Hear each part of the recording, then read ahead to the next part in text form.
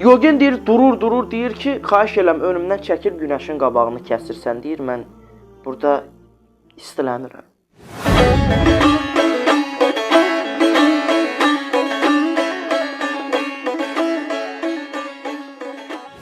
Yəni, zəiflik məktəbi həqiqətən də insanın kamilliyə doğru aparmır, əksinə uçuruma doğru aparır.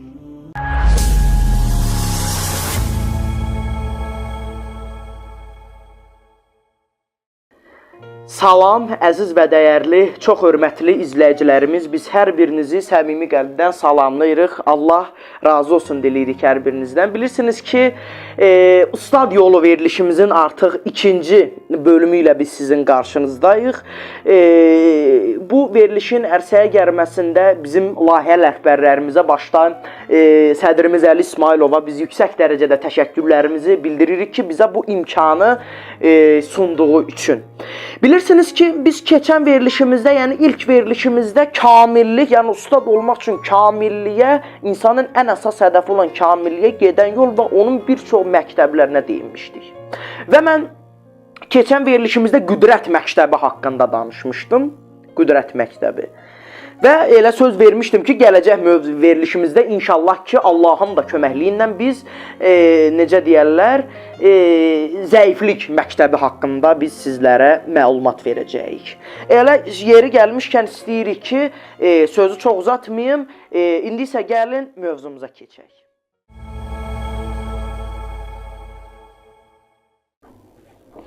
Bildiyiniz kimi, zəiflik məktəbi bir qavram olaraq, əsasilə qavram olaraq, qüdrət məktəbinə əksdir. Yəni, tərs mütənasibdir qüdrət məktəbi ilə.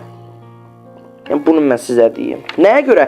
Çünki zəiflik məktəbi qüdrət məktəbinə nəzərən, necə ki, qüdrət məktəbində insan nə qədər güclü olarsa, bir o qədər kamilliyə yaxın olur. Amma burada isə tam əksinə, zəiflik məktəbinin nümayəndələrinin fikrinə görə insan nə qədər zəif olarsa, nə qədər bitkin, nə qədər kasıb, pis vəziyyətdə, da necə deyirlər, ən aşağı səviyyədə olarsa, bir o qədər kamildir.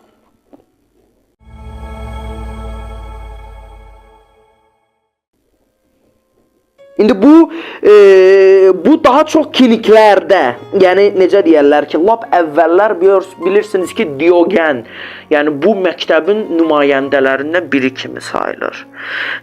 Və Diogen də kamilliyə gedən yolun zəiflikdən keçdiyini deyir. Ki bilirsiniz ki, Diogen haqqında bir çox məlumatlar da var ki, o deyir, onun özünə məxsus evi olmayıb, bir belə necə deyərlər o, belə üzr istəyirəm, çox bəlkə də bir şey çıxacaq, belə baçok kimi olur, onun içində yaşayarmış deyir. Yemək zadı da belə yerdə, belə. Onun bircə dənə deyir, içməyə stəkanda suyu var imiş. İçməyə stəkanda suyu var imiş, başqa heç bir şey yox imiş.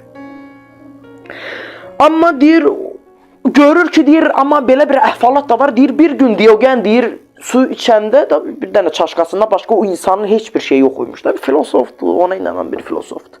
Bir gün deyir, bir yolda keçərkən deyir, görür ki, bir uşaqdır, suyu belə ovucuna yığıb içir. O da görür ki, indi öz beyninə görə deyir ki, mənim deyir fincanım var, mən bu fincanla rahat içirəm, o məndən daha kamildir. Demək ki, kamilliyə gedən yolda bundan da istifadə eləməmək lazımdır. Suyu hardan gəldi, əllə içmək lazım deyib, o stəkanı necə deyərlər? Sındırır.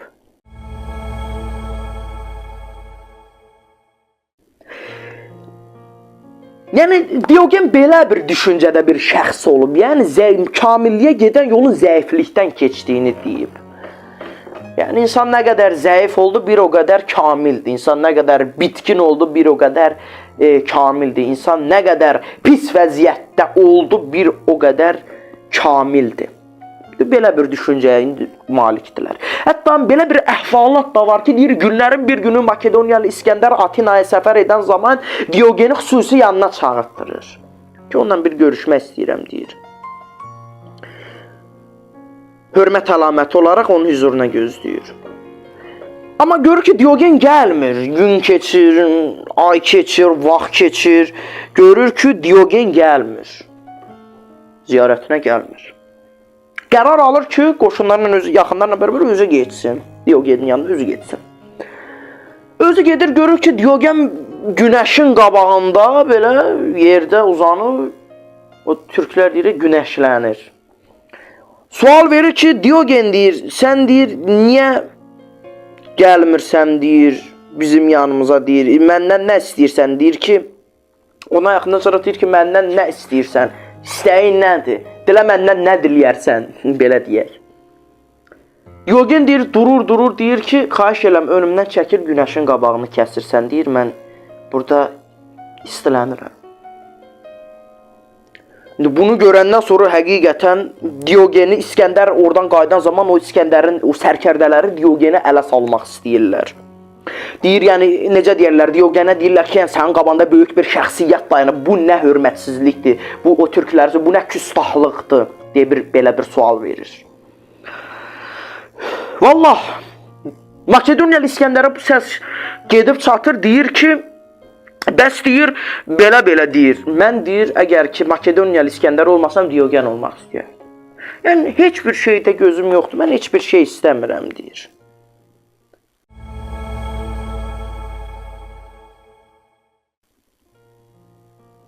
Yəni, zəiflik məktəbinin nümayəndələrindən olan Məlamiyyə tərqəti də sufilər arasında yalıb. Onlar da nəyə görə deyir ki, yəni deyir ki,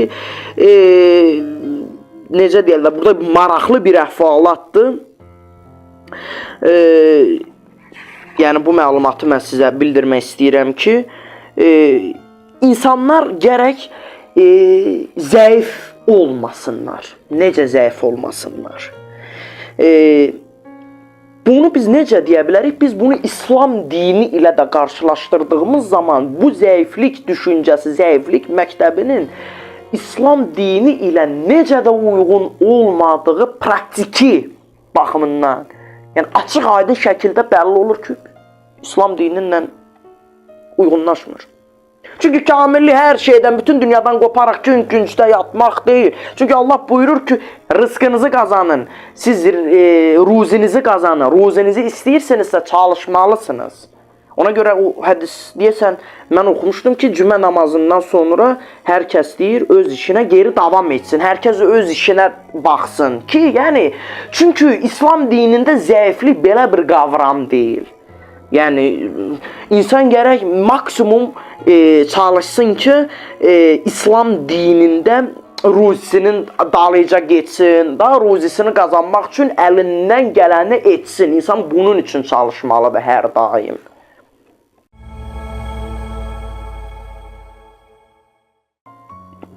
Yəni, izzət deyir Allaha, Peyğəmbərə və möminlərə məxsusdur, deyir Münafiqun surəsi 8-ci ayədə.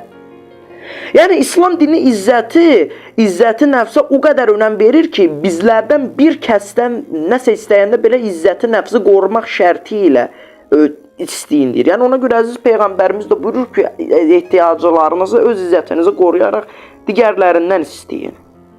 Yəni, ona görə Həzrət Əli də Nəçül bəlağəsində buyurur ki, aza qane ol, amma kimsəyə ağzı açma. Yəni, zəif olma. Ona görə nəyə görə deyib ki, zəif olmamaq lazımdır, Allah yolunda cihad edin deyir, Allah yolunda savaşın deyir. Yəni, maksimum insan nə qədər güclü olsa bir o qədər insan üçün xeyir də buyurulub. Yəni, İslamda zəifliyə yol verilməzdir. Yəni, məsəl üçün, uşaq əlinə nəsə biz onun zorla əlindən alırıq.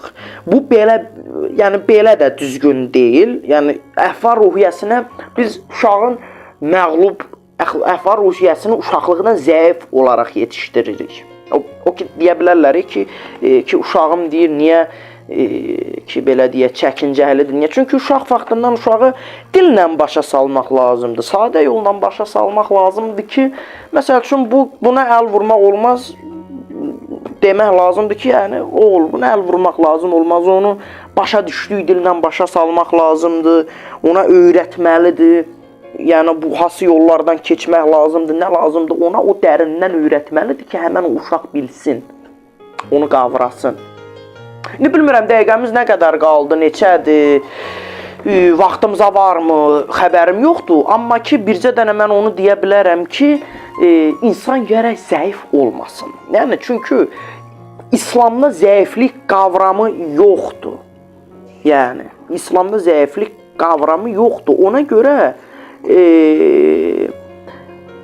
heç bir zaman insan özünü aşağıdan bilməməlidir. Yəni, kamilliyə gedən yolun nə zəiflikdən, nə də qüdrət yolundan keçmədiyi açıq, aydın bəllidir. İndi üzr istəyirik, açıq, aydın bəllidir. Bunu bilmək lazımdır. Ki, yəni, bu yoldan keçmir. Yəni, çünki həddindən artıq zəif olmaq da insanda mənfi təsirlər yarada bilər. Həm psixi baxımdan, hər cür baxımdan. İnsan gərək biraz izzətli ola, insan gərək cəlallı ola. Görürsünüz, Həzrəti Əli əleyhissalamı necə güclü şəxslə, Peyğəmbərimizə necə güclü şəxsi Xeybər qapısını qaldırıb bilən. Bu gücün göstəricisidir. Bu Allah yolunda olan gücün, izzətin göstəricisidir. Demirik, o gücü siz gedib məzlum bir şəxsiyyətə qarşı eləyəsiniz. Amma yeri gələndə gücünüzü də göstərməyi bilməlisiniz həmən o kafir münafiqlərə qarşı. Yəni, zəiflik məktəbi burada çıxış yolu deyil, çıxış yolu kimi biz hesab etməməliyik bunu. İnşallah ki, mən sizi başa sala bildim.